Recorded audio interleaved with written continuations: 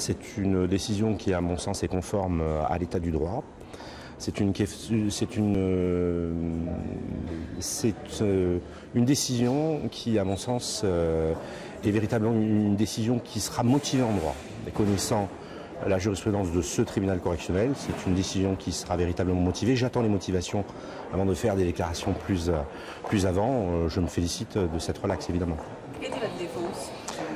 Ma défense a été principalement de démontrer que Madame Lecliac n'avait aucun intérêt particulier, n'avait aucun intérêt moral finalement à cette opération.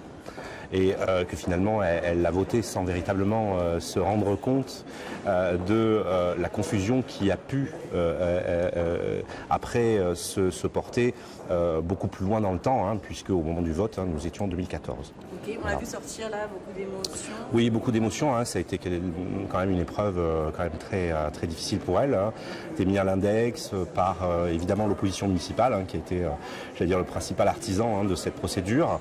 Mais bon, aujourd'hui, voilà, c'est quelqu'un qui est quand même a voué une grande partie de sa vie à la défense de l'intérêt général de ses concitoyens, donc à Mandelieu de Napoule.